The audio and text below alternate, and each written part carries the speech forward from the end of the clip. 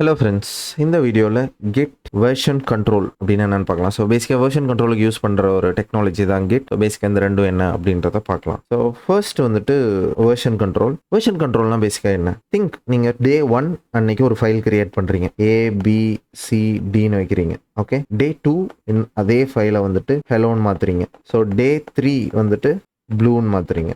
So இந்த மாதிரி 100 டேஸ்க்கு அந்த ஃபைலை வந்துட்டு நீங்கள் சேஞ்ச் பண்ணிகிட்டே இருக்கீங்க. லைக் இது சிம்பிள் டெக்ஸ்ட்டாக நான் சொல்லியிருக்கேன். திங்க் அது ஒரு கோடாகவும் இருக்கலாம், இல்லை நீங்கள் ஒரு டைரியில் ரைட் பண்ணி வச்ச டெக்ஸ்ட்டாக இருக்கலாம்.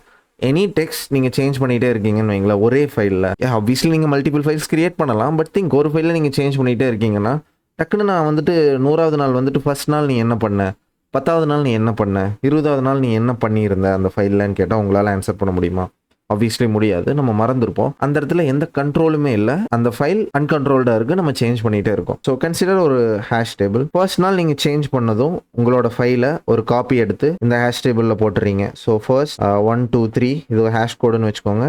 அண்ட் டேட், ஓகேங்களா, அன்னைக்கோட டேட் டே 1. செகண்ட் 1 2 3 4 டே 2. ஸோ இதை டேட்டுன்னு கன்சிடர் பண்ணிக்கோங்க. தேர்ட் 1 2 3 4 5 டே 3. இப்படி 100 டேஸ்க்கும் நீங்கள் பண்ணிகிட்டே இருக்கீங்க. ஸோ ஃபஸ்ட் நீங்கள் சேஞ்ச் பண்ணுறீங்க, அது ஒரு காப்பி எடுத்து இங்கே வச்சிடுறீங்க, சேஞ்ச் பண்ணுறீங்க, காப்பி எடுத்து இங்கே வச்சிடுறீங்க, சேஞ்ச் பண்ணுறீங்க, காப்பி எடுத்து இங்கே வச்சிடுறீங்க. சேம் ஃபைலோட காப்பி அங்கே இருந்துகிட்டே இருக்குது. அப்படின்னா நீங்கள் எந்த டேட்டுக்கு வேணால் எங்கே வேணால் நீங்கள் சேஞ்ச் பண்ணதை போய் எடுத்துக்கலாம். ஒன்று வேணான்னா ரிமூவ் பண்ணிக்கலாம். இல்லை வந்துட்டு லைக் ஒரு டேட்லேருந்து இன்னொரு டேட்டுக்கு நான் மூவ் ஆகணுன்னாலும் நான் மூவ் ஆகிக்கலாம். அந்த ஃபைலோட கம்ப்ளீட் ஹிஸ்ட்ரி உங்கள்கிட்ட இருக்குது இல்லைங்களா? இதுதான் வெர்ஷன் கண்ட்ரோல் கைஸ். சிம்பிள் டேர்ம்ஸில் இதுதான் வெர்ஷன் கண்ட்ரோல். அந்த ஃபைலோட வெர்ஷன் நீங்கள் கண்ட்ரோல் பண்ணிகிட்டு இருக்கீங்க. இது ஜஸ்ட் நான் ஒரு ஃபைலுக்கு சொன்னேன்.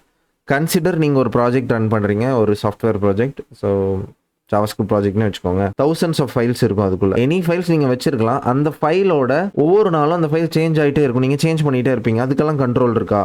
இல்லை. இந்த மாதிரி காம்ப்ளெக்ஸான விஷயங்கள் எல்லாம் கண்ட்ரோல் பண்ணுறதுக்கு தான் Git யூஸ் பண்ணுறோம். பேசிக்காக வெர்ஷன் இந்த மாதிரி ஒரு காம்ப்ளெக்ஸான வெர்ஷன் கண்ட்ரோலுக்கு தான் நம்ம Git யூஸ் பண்ணுறோம். எவ்வளோ ஃபைல்ஸ் இருந்தாலும் அது எந்த டேட்டில் சேஞ்ச் பண்ணியிருந்தாலும் நீங்கள் ஒன்ஸ் Git யூஸ் பண்ணீங்க அப்படின்னா அதை ட்ராக் பண்ணலாம்.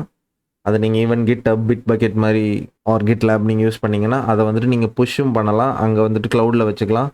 அதை வந்துட்டு மற்றவங்களுக்கு ஷேரும் பண்ணலாம். ஸோ பாருங்கள், இந்த ஃபைலை நான் இவ்வளோ தூரம் சேஞ்ச் பண்ணியிருக்கேன், இதுக்கு மேலே நீங்கள் சேஞ்ச் பண்ணுங்கள்.